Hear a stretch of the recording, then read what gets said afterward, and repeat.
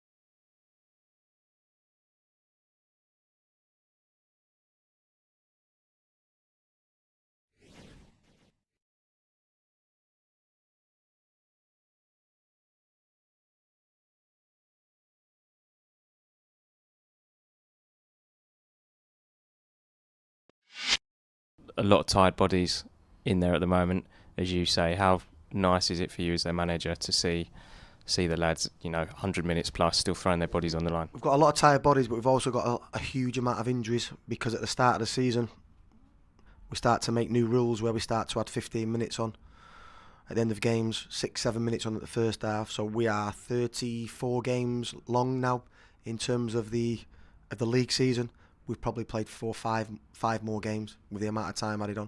So we've got people in the treatment room that have been extra fatigued. We train our players to play for 90 minutes, 95 minutes, and all of a sudden, at the start of the season, they're being asked to play 110, 100. You've seen the Chelsea-Liverpool game yesterday. It's going to extra time. The players are absolutely knackered in extra time, and these are elite Premier League athletes, and they're knackered. And it's accumulation of the minutes that have been asked to play this year. So we've got a lot of injuries, but then the young lads who have come in, you look at the likes of Shaq Ford, Ollie O'Neill, Ethan Galbraith. This is the first season where they're be playing every single week, 90 minutes Saturday, 90 minutes Tuesday. So I think they're doing an outstanding job. Blackpool to come tomorrow night. They had a great result themselves on Saturday, beating Bolton. What kind of challenge are they going to pose us? Yeah, they was one of the teams, I think, at the start of the season, you think if you finish above Blackpool, you'll probably be in the top two. So a little bit inconsistent. I think they got a little bit of time to get going. We played them early on in the season when we didn't have a fit squad and and other issues. I think Neil took over in a time where he was taking over a club that was relegated from the Championship, had to be really defensive, wasn't used to the ball, and then you have to change that mindset. I think you've got some exciting players. I think you've got a good squad, a squad that should be very, very capable of getting automatic promotion in this league. I've obviously spent 4 or 5 years there as a player, and I think it's a brilliant football club.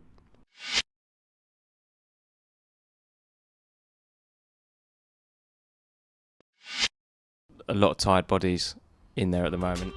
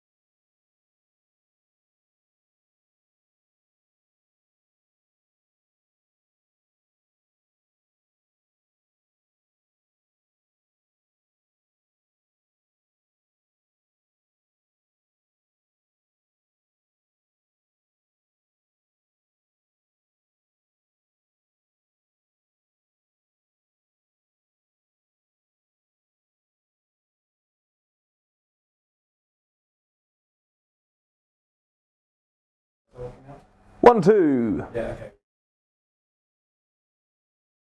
okay. Well, apologies for the technical difficulties there. We're going to start from the very top, and welcome to Orient Live, hosted by me, Ollie Buck, and I'm delighted to be joined by two beautiful boys in the shape of Andrew Butler and Brendan Pitcher. You didn't say that before. Wow, I said something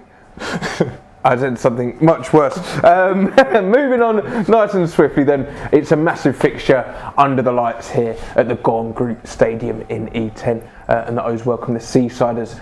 It's Blackpool who travel here looking to get all 3 points, but of course if form this year shows, the O's enjoy playing ex-Premier League sides who are just above us in the table, so hopefully tonight will be no different, and of course don't forget as tonight is a Tuesday night, you can stream this one from wherever you are in the world. So UK and international fans, you can pick up a streaming pass and watch along with us here on Orient Live. Now, Andrew, Saturday was fantastic against Oxford. We're going to take a lot of oomph going into this one tonight. Yeah, it's it kind of feels like we're in the playoff hokey cokey. You know, we're not sure if we're going to be in there or out, because after Saturday it feels like we're really in there with a shout again. But you know, the previous weekend against Burton, it felt like maybe those hopes, those kind of like long shots still were a bit dashed. But Saturday we showed such a great deal of character and bottle, and kind of the confidence is there again, because we're beating teams that are above us in the table and should be challenging for it. I think tonight's a very similar game to Oxford. It'll be a very tough game. They're, like you say, just one place above us in the table, and if we win this one, then it's suddenly very much on. And Andrew's touched on it slightly, and it's of course a lot of ifs, buts, and if my grandma had wheels. But you know, if we'd have picked up points against Barnsley and not lost to Burton, we'd probably be in the playoffs right now. But I guess it's a case of putting that out of our mind and focusing on each game in hand, and that starts tonight. Yeah, and I think the run of fixtures we've got now coming through into March is a great run for us in terms of the fact we're going to have to chase teams down to make up ground. We've got Blackpool now, who are, like you say, just above us. Bristol Rovers, who are a little bit below us, but still not out of the conversation. And obviously Stevenage coming up as well. So real 6-pointer games where we need to make up ground, and we want to be playing the teams around us, because we look at the games we've lost recently, especially the Burton game. It was a case of they showed us a lot of respect, sat deep and came basically for a point, ended up getting all three. We seem to struggle more in that game than we did against the likes of Oxford or Portsmouth or a Bolton, a team that will come at us and we can pick them off on the counter-attack. Well, you should be hearing us loud and clear now. We've just repeated every exact word for word. We've remembered it just for you. But now let's take a look at the starting 11 that Richie Wellens has opted for this evening's clash. Returning to the side after his suspension, Jordan Brown replaces the captain, Darren Pratley, who drops to the bench. And then starting in between the sticks is Sol Bryn.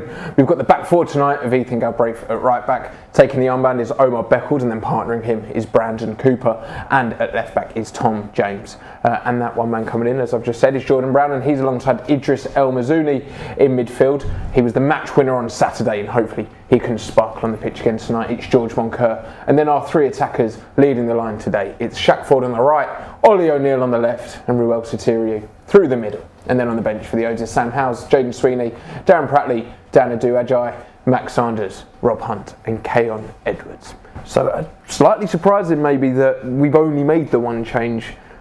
But do you think that's maybe a case of the squad's so light and thin at the moment? It's the only change we can make. We're trying to juggle fitness, injuries. It's a real tough one. Yeah, I think that's exactly right. I think when you play Saturday, Tuesdays, you expect to see a couple more changes, but the squad is looking a bit light. I think that change was the one that you'd expect to have Jordan Brown in for Darren Pratley, because Jordan Brown's come back from a two game ban. But you know, Saturday was a very, very good performance, and there was a cohesiveness to the team that I can see exactly why Richie wants to keep that same unit. Oxford were kind of only on top of us for, I think, probably give or take 15 or 20 minutes of the whole game. The rest of it, we really attacked well. I thought we defended very, very well. Even I know we conceded, but it was a very well worked goal by Oxford. And so it looks like a good team on paper. I'm kind of happy with it, and not surprised given, like you say, the lightness of the squad, that we haven't made any changes. Well, aside from that one from Saturday. We've got to talk about the attacking players, really. It's a young front three, front four, if you include George Moncur, but they're clicking and they're performing. Yeah, it's an exciting front three four as well. I think we've got to speak about George Moncur. I think in recent weeks he's really turned it back on. I think at the start of the season, even to his own admission, he wasn't up to speed. He wasn't the George Moncur we saw at times last season, and we know what ability he's got. He's such a fun player to watch. He's brilliant at driving at players, picking the ball up and doing moments like he did for the winner against Oxford. And I'm so pleased that we've got that Moncur back, because it gives us something different in that number 10 role. And what also probably goes unnoticed a little bit as well is his work off the ball as well, which has sometimes been lacking. So I think he's been excellent in recent weeks, and that performance and goal against Oxford really capped it off. And it feels like he's getting started, or has got started now. We spoke to him after the game, which you can watch on Leyton Orient FC on X. Seamless there, but he admitted himself, he's had to dig deep, and Richie said that he sleepwalk a bit for the first half of the season in his interview that's also on the social media, but he's really turning it on now, as Brennan said, and he's going to be key, especially with those injuries. Yeah, and I think to his credit, he's clearly worked hard to get up to speed and up to pace of the league. I think I said on Saturday that it's the sort of play that we wanted to see over the course of the season. I think he may have been taken a little bit by surprise in the first couple of months of the season, when he was getting a bit of game time, that extra bit of time that you have in League Two, especially in a team that was excelling like ours last season, that just wasn't being afforded to him in the early parts of this season. But it's so good that he's turned around that form, because obviously it benefits the team massively, but it's also a player coming good when we really needed a player in that position. I know, of course, that Max Sanders, great to see him back on the bench, had a bit of a run in the number 10 role, so that is good to see him back, and I guess that does add a bit of element of competition to the squad. But George Moncur on his day is such a brilliant player, and a brilliant player to watch as well. He kind of gets you off your seat a bit, and it's fun. So it's good to see him getting the goals, getting the assists that he thoroughly deserves. And yeah, hopefully that just carries on to the end of the season. We've got 14 games left, and I'm sure he'll be kind of really motivated to just carry it on, because you're right, the first half of the season wouldn't have been what he wanted. And we're going to come back to the attackers shortly, but let's talk about defence now, because it's been 4 games without a clean sheet.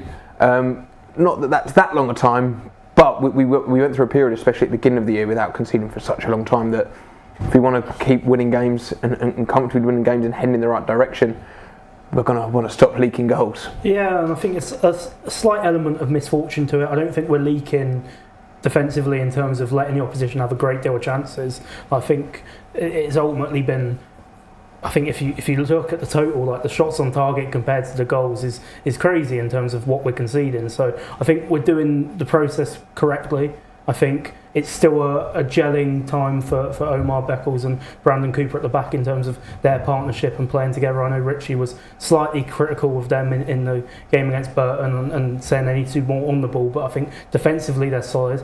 Been really impressed with Ethan Galbraith and everything he's done in terms of inverting and coming into midfield and being the technical player that we know he is. And Tom James, I think, deserves a special mention in terms of, we all know what Tom James can do with the ball. He's excellent. Set pieces, providing assists, all of that stuff. But I think defensively his game has come on really, really well in probably the last couple of months or so since Christmas. I think he's a lot more on the front foot. He really goes in and tries to win sliding tackles and plays on the front foot, and I haven't seen that side of Tom James before, but it suits his game because he's not the quickest of players, so if he can get there first and win the ball, it just provides that extra bit of impetus to our defence. Certainly does, and you touched on it very briefly with that one change, Andrew, but Jordan Brown now coming back in, it adds a different complexion to midfield. Darren, obviously, Pratley has been fantastic and he's the captain, but he's been playing a lot of minutes, and Jordan Brown coming back in adds a bit of energy, adds a bit of zip, and him and Idris in front of the back four.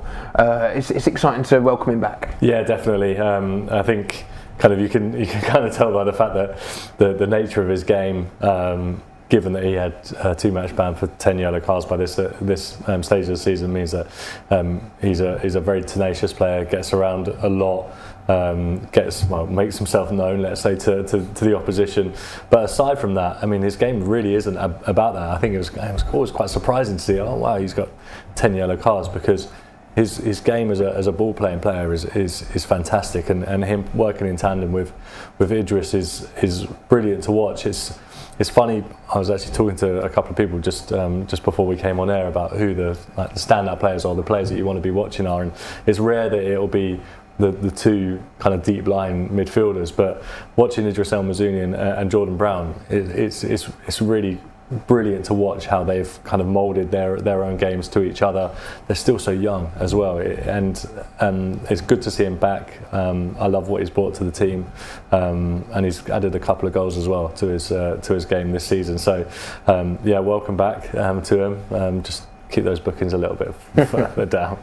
I think the same could be said for Idris El Mazouni as well, but we'll wait until that day comes. Right, moving on to, I think if he'd been playing for us for a whole season, I think he'd stake a very good claim in player of the season based on his first few appearances. But my word, Ollie O'Neill, what a start to life he's had here at Orient. Yeah, he slotted in seamlessly. I think he did come for a bit of a trial period before Christmas where he wasn't around the squad, but for him to come in like he has, he looks so settled in the system, and considering his only previous bit of senior football was either in the Papa Johns for Fulham under-21s or playing for Derry out in the League of Ireland, to come into the Football League in League One, settle into this team, it's been so impressive. Every time he gets the ball, he's one of those players that I think, especially at Brisbane Road, the crowd rises their feet and expects something to happen. He's fearless in driving at his man, and he's got great close control and dribbling ability, and also, probably most importantly, he's got that end product, as we saw with his goal obviously here against Northampton a couple of weeks ago, and the goal against Oxford.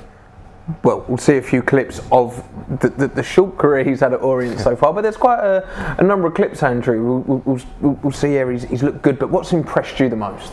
I think just the way that he's settled into the team. I mean, we'll see from the clips that obviously he's getting the goals and he's getting the assists as well, but the way that he's approached the game, I don't think he would have seen or expected to play quite as much as he ended up doing, or he has ended up doing.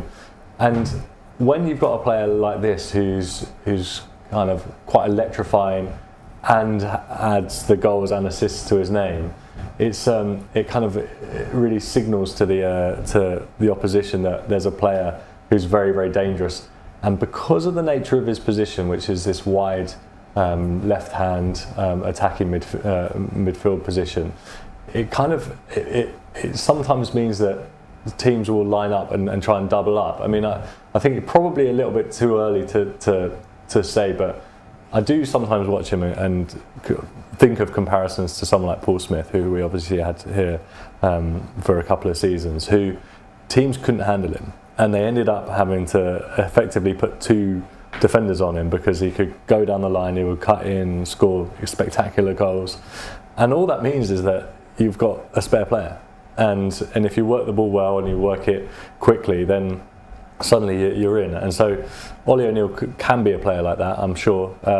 Again, like I said, a bit too early to say, but his start has been absolutely fantastic. 2 goals and 2 assists in the last 3 games. Like, come on, you can't ask for much more. Well, I was going to say, with those goal involvements, four goal involvements now, as much as Ollie needs to fans and us need to kind of stay on our feet a little bit. Remember that he is a new signing. He's a young lad, and if he continues in this goal scoring form, it'll be incredible. But we've just got to enjoy it while it's lasting, I guess. Yeah, absolutely. I think it goes back to what I was saying earlier about the senior football aspect. I think it's a novelty to him at the minute in terms of coming and playing games and playing the full 90 at League One level. You just hope he doesn't hit a wall and gets to the point where his body can't cope, because it is a new experience. I think Richie speaks about it a lot, about young players playing a proper league season for the first time, and it can be difficult, but for the minute he's having to play.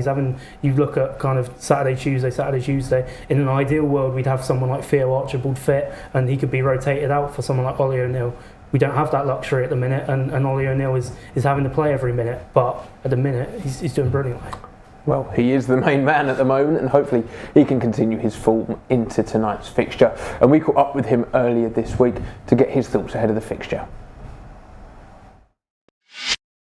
Ollie, 2 goals and 2 assists in your last 3 games. You must be delighted with how you've started life at Leyton Orient. Yeah, I'm pleased. I think it's obviously been a decent enough start. Few areas to get better in, but definitely nice to get off the mark with some goals. When you came in, did you expect to first of all have the opportunities that you've had, and secondly start so brilliantly? Yeah, I think I believed I could. Like, I probably wouldn't have come if I didn't think I was going to get opportunities, and didn't think I was going to have the ability to take them. But yeah, I'm pleased that it's gone how I would have hoped. What did you say? Well, I mean, what did you say to yourself in your first couple of appearances? Like, were there nerves? Were you always confident that you could, go straight in? Yeah, I was right. I don't really get too nervous before games. So I didn't actually really say anything. I just thought, like, just go and play and see what happens. But I felt comfortable straight away, so it was good. And when you signed, we spoke about that training period that you'd had with us. Now being a proper Orient player, looking back at that spell that you had with us beforehand, how helpful has it been for you, do you think? Yeah, definitely. I mean, it was only a few days. It wasn't a long time, but it's been a really easy group to come into, and that definitely did no harm. Well, we sound like a really good character too. Now let's take a look at the opposition that Ollie will be trying to rip into, and it is of course Blackpool, and here is how they line up. So in goal for the Tangerines, it's number 32, Daniel Grimshaw. They have number 2, Callum Connolly. Number 4, Jordan Gabriel. Number 5, Matt Pennington. The captain is number 6, Ollie Norburn. Number 7, George Byers. Number 9, Kyle Joseph. 11, Karamoko Dembele. Number 18, Jake Beasley. It's a great man. It's number 21, Orient champion. It's Marvin Ekpetita, but hopefully he doesn't have a fantastic game tonight. And finally, it's 22, CJ Hamilton. And then on the bench for Blackpool is Rich O'Donnell, James Husband, Albie Morgan, Sonny Carey, Matty Virtue, and Gillian Duran. What are we expecting from Blackpool tonight then? Obviously came down from the Championship last season. Their season gone as well as they thought it would have. Definitely not. Very limited. Came down to the Championship with probably a top 6 budget for League One level. Got a manager in Neil Critchley who got them up from the level previously. And I think quite strength so far. They've had no success. Look at their last game against Bolton, they beat Bolton 4-1, but they haven't for a whole period played anything. They probably thought their chance was very strong because of results that we've seen. The top 6, Watford and Stevenage, they've got some points there, leaving the door open. So they've got a chance now because of that result on Saturday against Bolton. They'll be looking at like us, 3-6 points where they'll be looking to make ground in down to the club. Let's watch some clips of their action in recent games, some of the goals they've scored, Andrew. They're obviously not a bad side, they're still going to be a very tough test, aren't they? Yeah, for sure. They're very quite free scoring. They showed that on Saturday against Bolton, as Brendan said, and they've got goals throughout their team. So Jake Beasley, who's got 11 goals, players like Karamoko Dembele, 6 goals, 11 assists, who assist this one for the aforementioned Beasley. They can be exciting to watch at times, and like I said, they can score a few goals. There he is, the big man, Marvin Ekpetita, with that goal. And so this will be a real test for our defence. We mentioned about kind of Beckles and Cooper. What can they do at centre back? Because Blackpool do have the ability to rip open teams, but we've been very good at late, of course, and we've kind of kept people quiet. That we've come on here and said before the game, they're going to be tough to play against, and we've kept them really, really quiet. So I'm hoping that with the fans behind us, it feeling like we've got a bit of the momentum in our favour heading into the game, that it might be our night. Well, kickoff is very nearly upon us, and the teams are making their way out onto the stadium. Of course, don't forget, tonight is available to stream in the UK and internationally, so make sure you head over to the Match Centre and pick up your streaming pass to join us here. And it's time to hand over now to the match commentary team of Dave Victor and Matt Hiscock.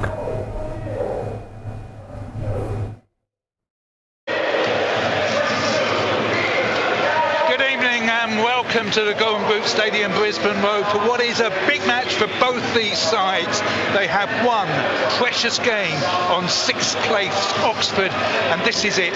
The O's 1 place and 2 points behind the Seasiders. We don't normally make a big thing about the match sponsor, but I think we should make the exception today because it's Matt Porter and his family. We've got his son Henry and his daughter Grace. Grace is just 2 years old. Henry now is 6, together with his brother's children, Ethan and Ottilie, and that's because Matt's dad was originally from Blackpool. And Blackpool come here with an excellent home record, but they've struggled recently away from home. They've lost 5 of their last 7. They've only won 2, and they've failed to score in 4 of those games. In contrast, the O's have had 1 defeat in E10 in their last 6, winning 4. And there is going to be a tribute to Stan Bowles before the game. A former Leyton Orient player, of course.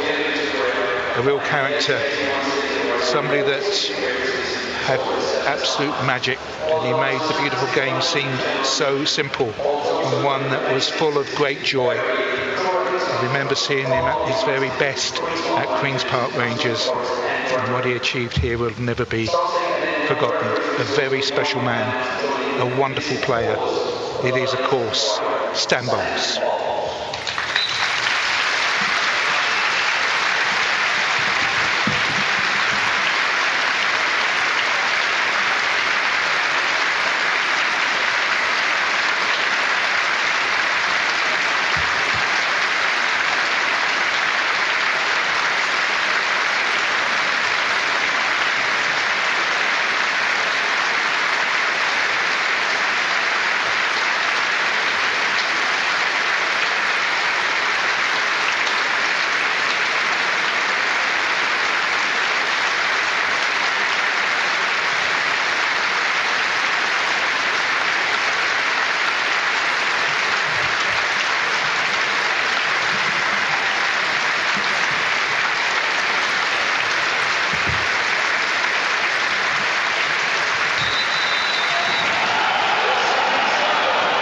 Was a tribute that was joined in by both sets of supporters, and I think everybody who loves football always admired and will have a very special place in the hearts of so many Stan Bowles. It's Blackpool in a chain strip of all white, going to get this game off and underway.